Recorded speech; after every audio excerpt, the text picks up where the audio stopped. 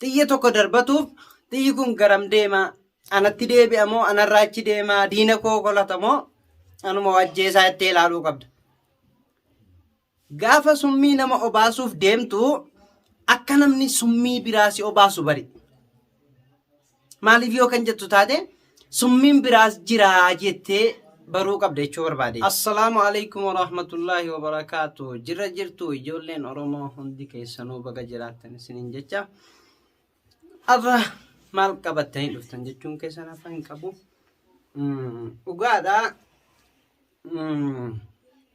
Ani anaaf raajiidha beektee wanti kasii suni akkamitti naafi ati waa tokko walitti hin qabnu naan jettee turte beektee aniif ati dhuguma nikaa walirraa qabnaa deebi'ee akkasumas immoo daa'ima walitti qabnaa jedheen dubbadhee ture beektee garuu isheen arras boris milkaa'uuf hin danda'u. Arras boris milkaa'uuf hin danda'u. Maaliif ilmi namaa tokko waan tokko yeroo godhuu deemu akkamittiin godhaa akkamitti kan ta'uu danda'u jedhee yaada malee akkanumatti zim jedhee waan akkanaa hin hojjetu. Gochi akkanaa kun dogoggora. Eenyuu birattillee fudhatama hin qabu. Eenyuun birattillee.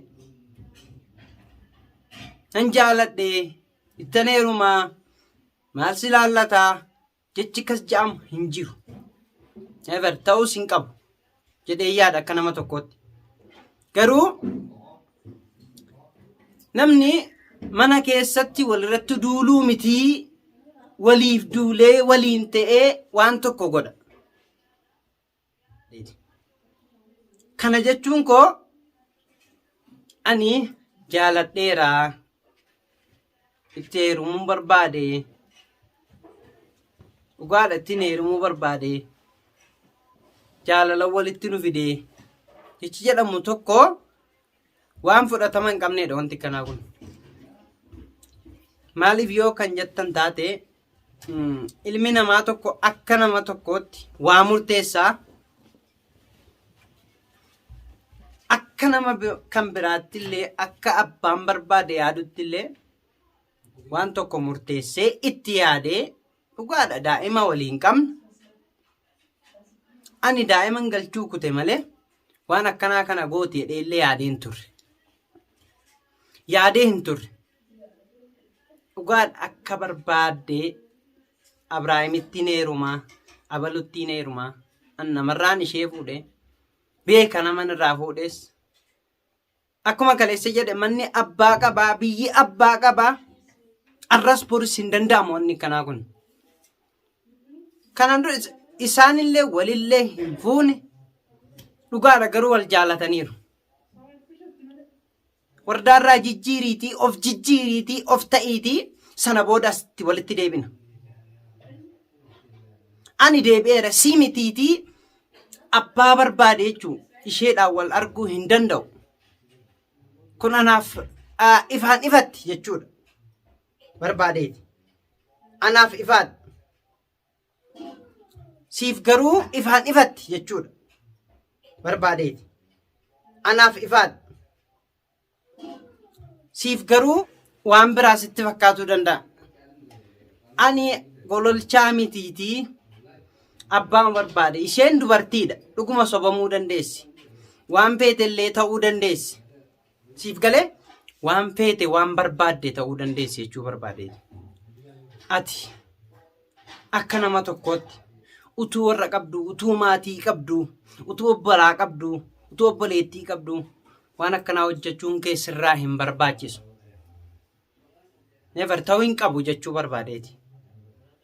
Arras boris wanni akkanaa siif hin milkaa'u obboleessa kun. Ati ilma dhiiraati, abdii boruuti. Waan akkanaa kanarraa of qusadhuun siin jedha akka nama tokkotti.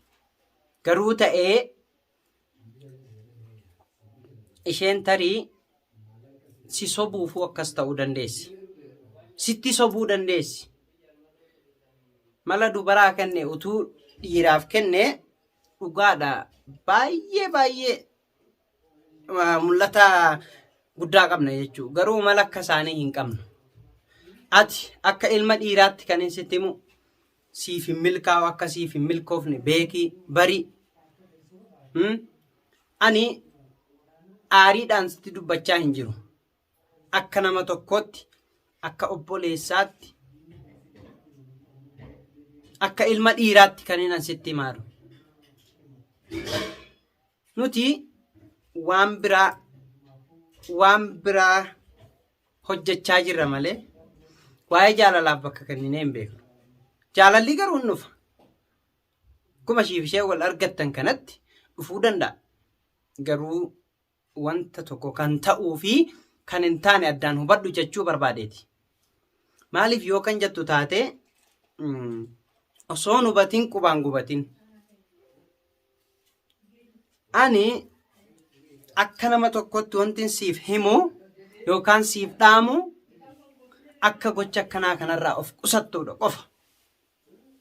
Malee jireenya kee dursii jijjiiriitii of ta'iitii sana booda jaaladhu fuudhi 3 4 amma amantaan keenya hayyametti hamma 4tti fuudhuu dandeessa. Garuu isa duraa'uu dandeessee hin turre. Dandeettii ittiin qabdu. Ansi beeka. Dhuguma isheen si wallaaltullee wardaalleen si beetti hin beektatilleen. Si beettii miti si beetti wardaan. Kan ofitti hime. Maaliif ani borii ganamatti yookaan galgala kana keessatti yookaan guyyaatti aanutti turtii guyyaa 2-3 keessatti waan kana si harkaa balleessuu nan danda'a. Garuu maaliif akka ta'e qofa hubachuun qaba. Wantichi jaalala. Jaalala jechuun tarii jaalachuu dandeessi. Dhiisuu dandeessi. Garuu haadha manaa namaa jaallachuun eessarraa dhufe? Kun waan naaf haaraadha. Oromoon aadaa qaba. Akkuma kana dura viidiyoo kana duratti dubbannetti safuu qaba. Duudhaa qaba. An dhugaa dubbachuudhaaf baay'ee tokkotti natti dhagahame. Aariidhaaf osoo hin ta'in nuti kan dubbachaa jirru akka lammii tokkotti, akka saba tokkotti tokkummaa cimsina jenneeti malee mana keessa deebinee wal diigna miti.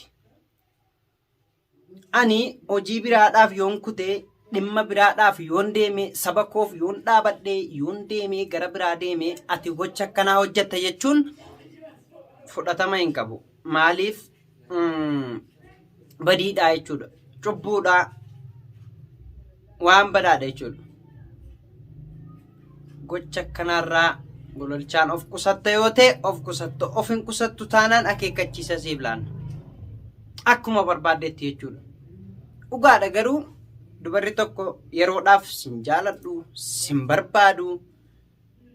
Mee dhugaa dubbachuuf haadhuma manaa keetiin mana keessatti dubbii walitti kaasitii dubbadhaa lolaani. Nayyikiim naamin ani sin barbaadu duraanuu sin jaalanne haasaa dheeraa taasama jechuudha. Garuu dhiirri akka dubartii ta'uu hin qabu.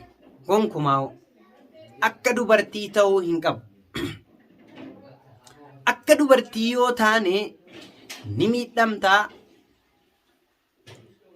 Dubartii fi ijoolleen tokko sossobaa jaallatu.